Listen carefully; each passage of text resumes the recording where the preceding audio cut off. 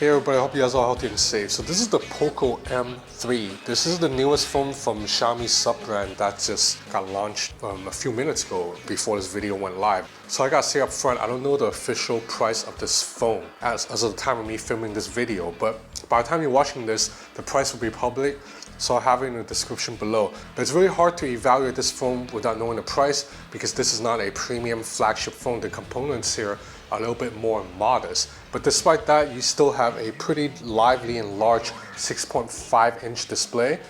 You have a pretty unique design with this. I believe this is plastic, but it feels like leather. It's like fake leather, but I like it. I think this is a unique look from the 55 other budget phones out there on the market. And this one has a 6,000 mAh battery. That's really large. And you can reverse charge other devices with this phone. So just plug in a USB-C cable and you can charge other devices. So this can be a portable battery pack too, basically. But before I continue talking about the Poco M3, I want to take a minute to talk about my sponsor, Wondershare. So Wondershare is a software company that specializes in making a lot of useful softwares for your computer and mobile devices. In this video, I'm going to talk about PDF Elements. This is the all-in-one software to handle all your PDFs. So usually when you open a PDF file, you can't really make many changes to it because they're not a Word document. But with Wondershare's PDF Element Pro, you can make changes to your PDFs as if it's a Word document. You can do anything like add text to it, add images or markup. And the good thing is this software is cross-platform. So I have it installed on my MacBook Pro. I also have it installed on my Android phone, my iPhone 12 mini, and my iPad Air. So you can do whatever you want to your PDF file. So for example, you can tap on text. You can edit this if you want to say overview of departments instead of division. Down here you see it says hello right here. I actually wrote that on the Apple Pencil earlier. And then if you want, you can move this images around here, make it larger, maybe delete this logo. And what's more, once you have the PDF loader on PDF Element Pro, you can search for text within the PDF. For example, I want to look for this part, B2 Talent. So it's Control Find, B2 Talent, and you see it has highlighted the parts where it showed up. So even on iPhone 12 mini, you can do quite a lot of stuff to it too.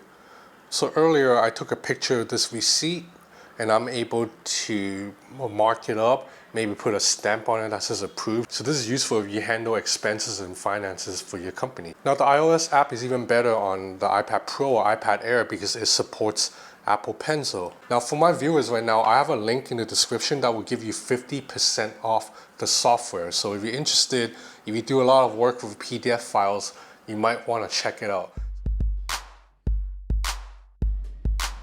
Okay, back to the Poco M3. So I've been using this phone for about 5 days now. And I think if this is priced at the right level, this is a really good budget phone because you have a 6.5-inch display, FHD plus panel.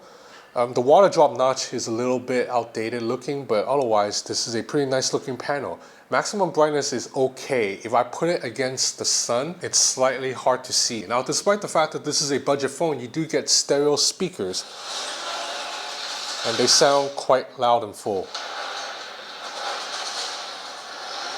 So loud stereo speakers, a serviceable display, and 6,000 mAh battery, which will probably last you 2 full days unless you're like the most heavy of users, makes this phone, more than suitable depending on the price. Now, considering the fact that the Poco X3 NFC, which is a really damn good phone, sold in Europe for 240 euros, I'm guessing this phone has to be under 120 euros. So you're looking at maybe 130, 140 US dollars.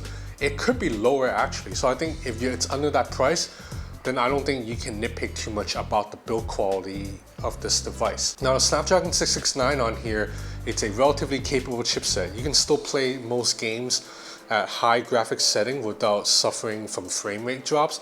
And obviously when you're launching like Instagram and YouTube, stuff like that, it'll run smoothly. Now look at the camera array. I do like the design of this camera array. It's a triple camera system.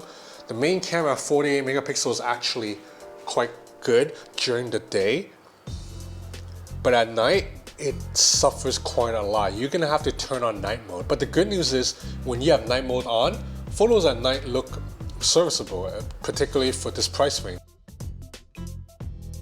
Now, unfortunately, there is no ultra-wide angle camera in this phone. Kind of surprising for 2020, actually.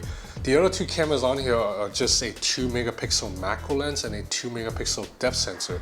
So the lack of an ultra-wide angle camera really limits the versatility of this camera. Let's test the cameras a little bit more. We'll go outside to the patio and I'm gonna test video stabilization.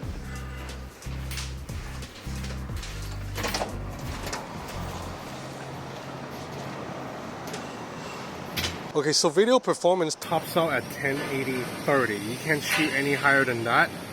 But for the most part, if you keep still, colors and details look pretty good, but when you move, there is no stabilization at all.